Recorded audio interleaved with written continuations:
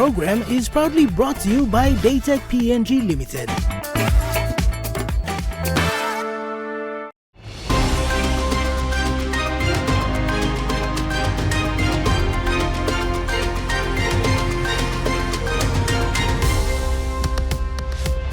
In this session of Infocus, we sit down with former Prime Minister and member for Ialibu, Pangia, Honourable Peter O'Neill. We touch on topics such as the global fuel crisis, the cost of living pressures currently facing Papua New Guinea, the Vagrancy Act, and the government's new foreign policy.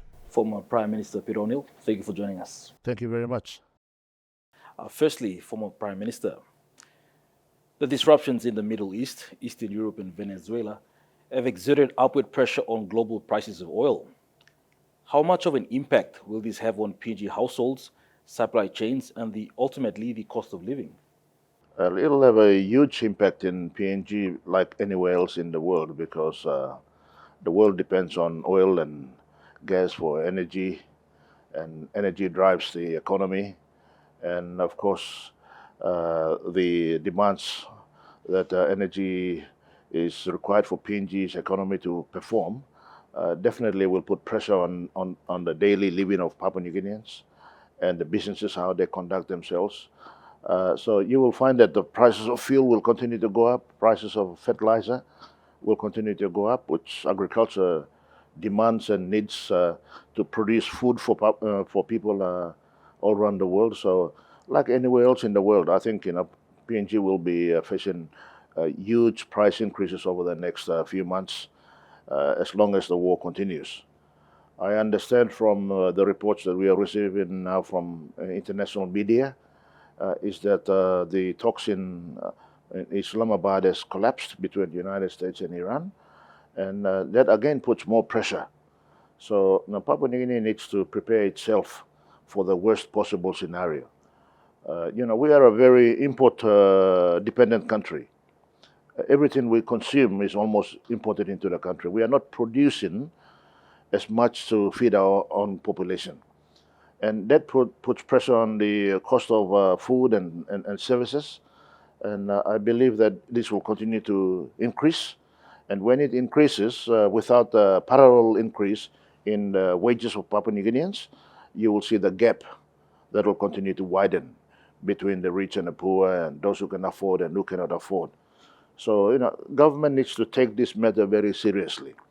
It cannot just have band-aid solutions, which is not directly impacting and giving the relief that our Papua New Guinean citizens require. In conclusion, Papua New Guinea will be hugely affected by this conflict that is happening in the Middle East, and I fear that our government is not doing enough to protect the impact that is going to have on our economy, but more so to our ordinary Papua New Guinean citizens who are struggling already to survive.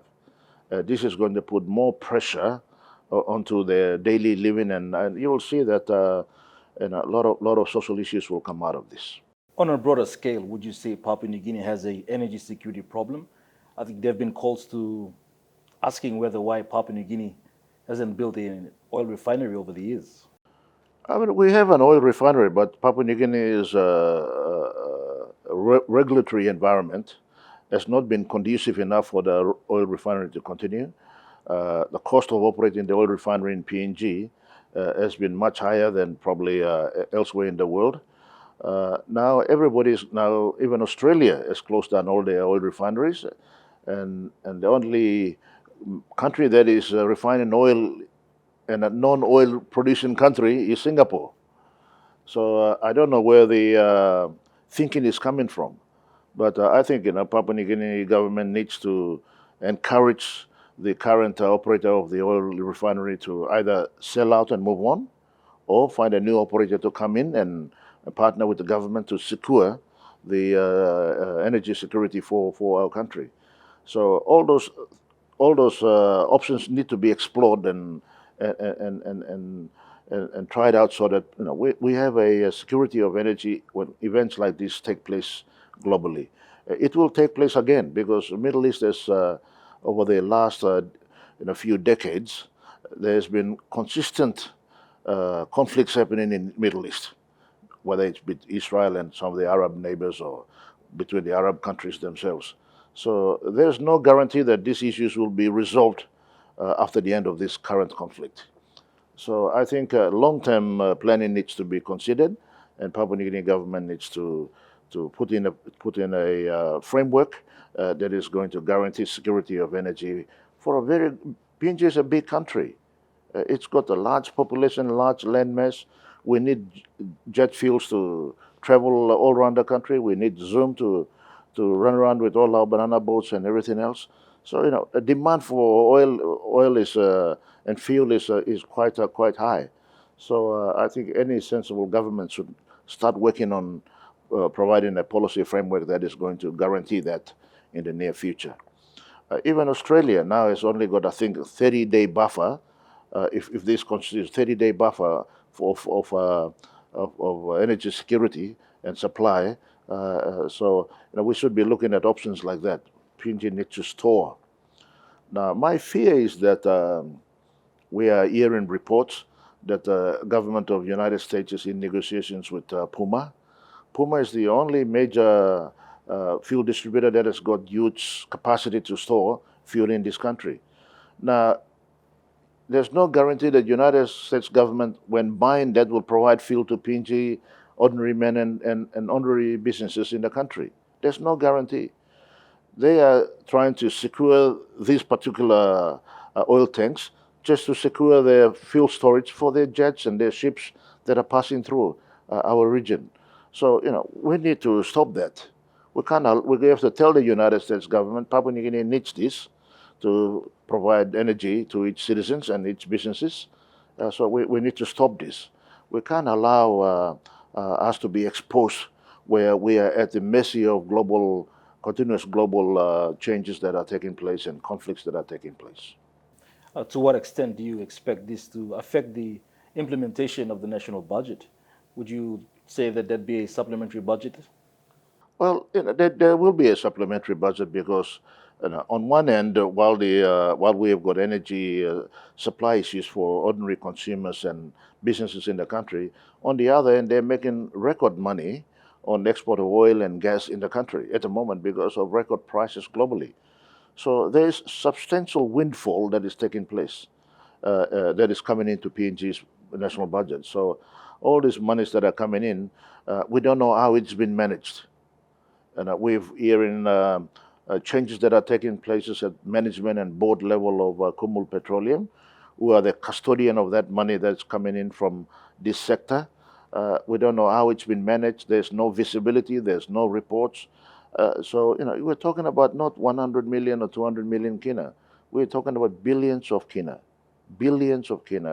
that is unaccounted for. So I think government owes it to the people of this country. This is their money. They need to know where it's been spent, whether it's spent on health or education or whether it's spent on infrastructure. They need to know where the money is going.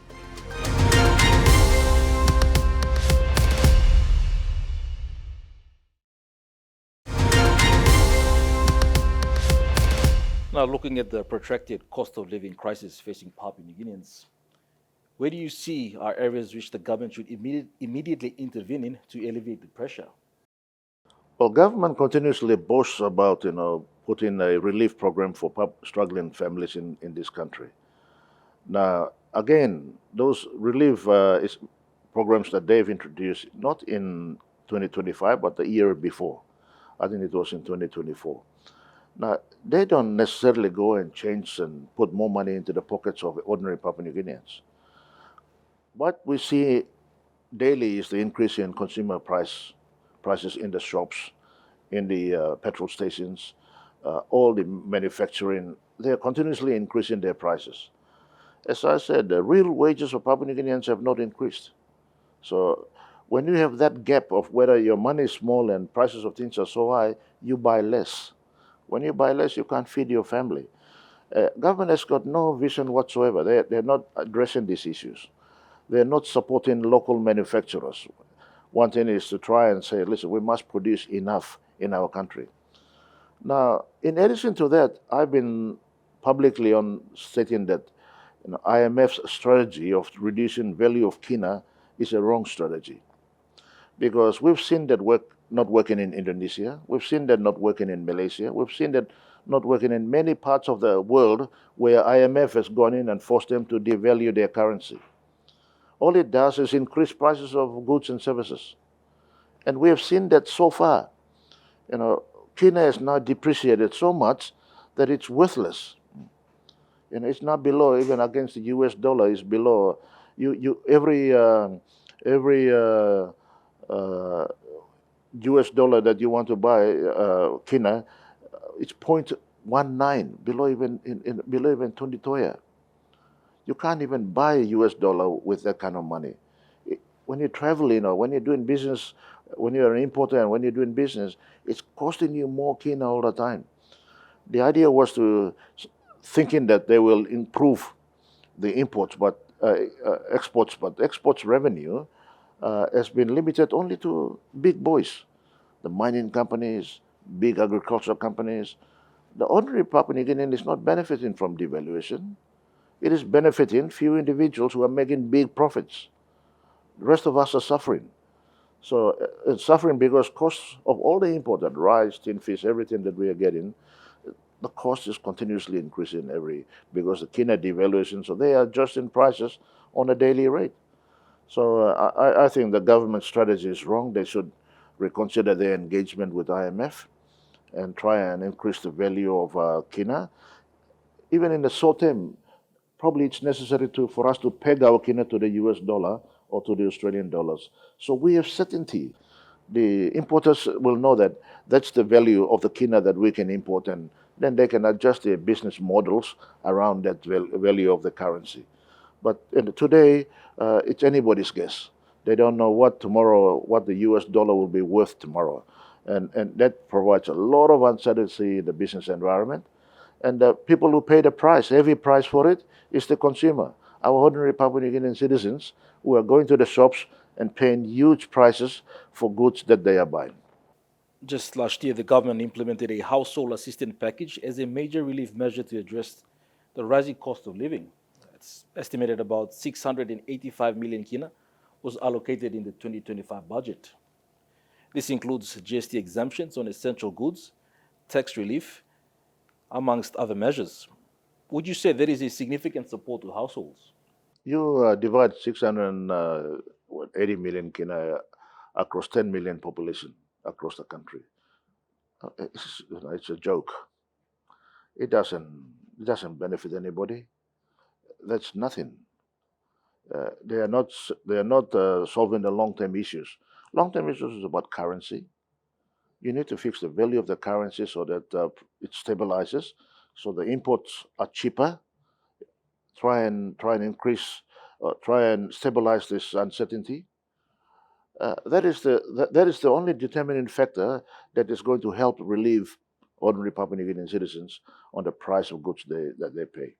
Second is the wage structure. Wage structure needs to be readdressed, where we think that cost of labor is quite, compared to the region, around the region, the cost of labor in PNG is quite cheap.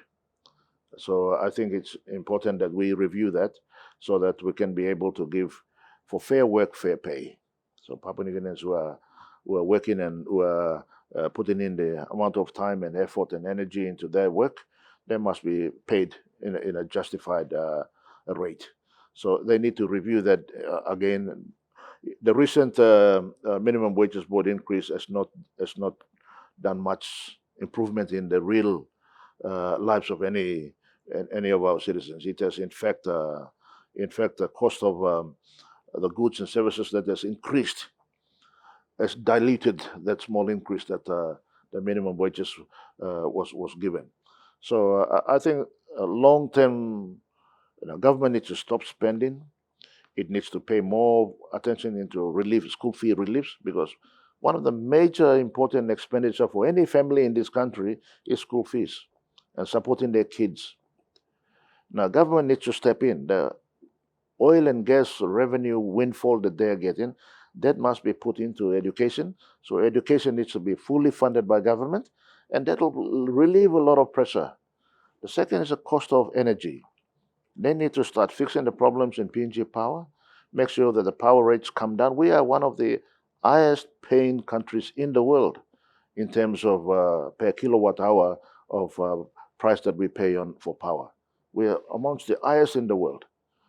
And PNG needs to reduce that cost down because it's a major cost to not only to business but to our families as well. And then not everybody goes and buys fuel. Not everybody's got a car, so that is a secondary matter. But for ordinary Papua New Guineans, it is the food. We need to make sure that we encourage local manufacturing, growing rice. We need to encourage people, give them tax reliefs, not tax reliefs to property developers and all these unnecessary people who are getting tax reliefs everywhere. In next 10 or 15, 20 years, the tax reliefs that we are given now by this government will have an impact on our budget and the revenue that we get in 10, 15, 20 years. At the same time, we are increasing our borrowing. Our interest cost is be bigger than the money we pay to repay the loan, will be bigger than what we pay and invest in education and health. It doesn't make sense. It does not make sense. We need to stop the wastage, stop the corruption, stop the misuse, so that we can put that money into health, education, and infrastructure that the people need to improve their quality of lives.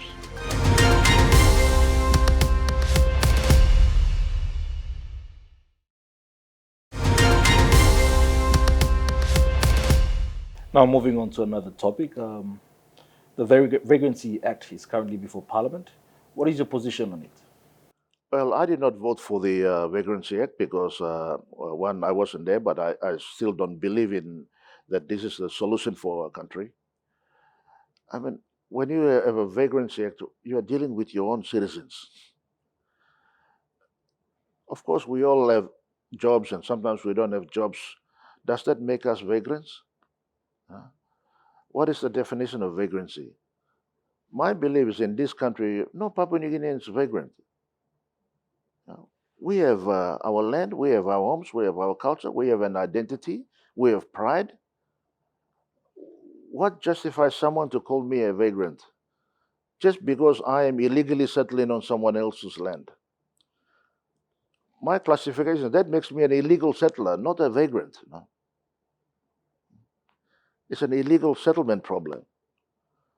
You cannot just unjustifiably start putting people on planes and sending them because they don't fit your character or your group of people and or your quality of people, or because you think you are an elite and you are too smart and the rest of the population is too poor and too stupid. You can't classify people like that. This is our country. This is their country. It is their right to be anywhere in the country. If it's a public place, they have every right to be there. You can't just say, I'll evict you because you don't have a job. It is an illegal settlement problem. If somebody is settling on someone, whether it's customary or state-owned lease, you have to, leaders and governments have the responsibility, moral responsibility, to resettle them properly in a proper resettlement area. Papua New Guineans wants to have a title and they want to go and build a house, look after their family. So I think this is a band-aid solution, unnecessary. It's causing a lot of grief. A lot of people who were living in these settlements are now living on the street or living and forcing themselves to living in wantoks, and it hasn't taken them home. They have not been busloads of people lining up at the airport to get a flight home because they've been evicted. You are just moving that problem to another place, somewhere else in the city. Are you going to continuously go after them wherever they settle and move them on? I think the government has made a big mistake. And Marape supported it, and now when the settlers are jumping up and down, he is coming back trying to be a good guy. He is responsible for this. Powes Pakop is responsible for this. They need to sit down and come up with a workable solution. And Powes Pakop had a workable solution, but he has now abandoned that, he stopped that because it's too hard. He was supposed to, he made a big announcement when we were in government, we supported that he wanted to move all the illegal settlers into urban settlement, proper titled land area where people can go and settle. What has he achieved? he has achieved nothing. That is because there's no proper management of it. Nobody's taking ownership of the issue and working through it. These are our people. They cannot be marginalized. They cannot be marginalized in their own country. Period. I mean, there's been calls, particularly given the law and order issues within our cities, that has prompted the implementation of this Vagrancy Act. Why can't you sack Menin? Menin is responsible for law and order issues in the country. He's been there in this position for 8 years now, almost 8 years now. If he's not coming up with a strategy, he has not done it in 7 years, he should go. That's all. He's not fixing the law and order problem. Why is there a law and order problem? Cost of living have gone up. People have no money. They're hungry. They have to feed their families. Do you blame them? It'll continue to go up when these issues continue to remain. You can't just put people on this, evict people from their homes because there's a law and order problem. Not everybody in this country is a criminal. They are decent people trying to bring up their families, trying to make sure that the families have the best opportunity in their life. There's nothing wrong with that. We all want the best for our families. It is just silly and stupid trying to victimize your own people. They need to stop. Now, former Prime Minister, moving on to another topic. We're just months away from the national general elections in 2027. Yeah. What is your assessment of the government's preparation? And, we are at a crossroad, and the Papua New Guinea's 2027 election is a very important, crucial one. Our population, with a mess that they've made out in the census, our population they estimate to be 10 million, but I think personally it's more than 15 million. Now that's 15 million is a big population. Now in 5 to 10 years' time, our population will be very close to the population of Australia, close to 25 million.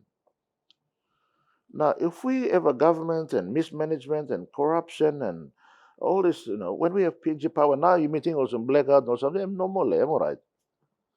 I'm telling you, it's not normal. Anywhere in the world, if we had a blackout like that, Prime Minister would have resigned. Anywhere in the world. Maybe I'm not normal. But I'm normal, who's that back? I'm not fixing. Oh, time you may run out of petrol or you may run out of keke or marasen, you may ask him Australia. When I'm Australia, when I'm uncle blue you. You may not same more. All the time ask him. We have to learn to be proud of ourselves, We have some self-dignity, It's a good segue into my next question. It's around Papua New Guinea's international relations and diplomatic relations with other countries. Yeah. Do you feel it has the balance right now? Papua New Guinea has got no balance. We are a beggar. Where would you like to see improvement? Everywhere you go, you are asking for something. You are not contributing. Asking for loan, asking for support, asking for this. You have to contribute, You have to be a constructive member of the global community. And Papua New Guinea used to have a proud standing in the global community. They used to respect our views. Now we are just following. All these big trips overseas with so many delegations and things, come back. They come back with nothing. You ask them, every trip they've made, what have you achieved? No, maybe I go ask him China or give him some league support, this lab or Australia or give him the support. Even rugby league team, we have to go and ask Australia to fund it for us. My goodness, where is it going to stop? Former Prime Minister Peter O'Neill, thank you for joining us. Thank you, Thomas. And thank you, Trula, you giving me opportunity to say a few words to our nation. But listen, to conclude, we have a lovely country. God has blessed us with so many things. But we can't take that blessings for granted, We got to make it work for the people. Everything, we're looking for answers to God and we're looking for answers. God is giving us enough ability, enough thinking to make sure that we make the right decisions for our country. And the future rests with us. We can't say that government is working wrong. It's the people we are electing into parliament. So Papua New Guineans need to, if they need to vote all of us out in the next elections, please do it, That's your right. If that leader is not performing, get rid of him. So that's the way we should address the elections in the coming election 2027. So, but we have to be proud that we have a really lovely country. Despite all the challenges, we continue to maintain our communities and our families and things are still very strong. Our social network and social obligations to each other is very strong. That's keeping the society together. Because one or two people you may walk land, you may how much man marry, you may look at him, house cry or house sick or can't heavy, and you may one to look at him. But that's going to break down because the pressure is going to build up. So we need to start making the right decisions. Well, viewers, that ends this episode of In Focus. Do join us again next week, Monday, on our regular time slot of 7 p.m. Till then, good night.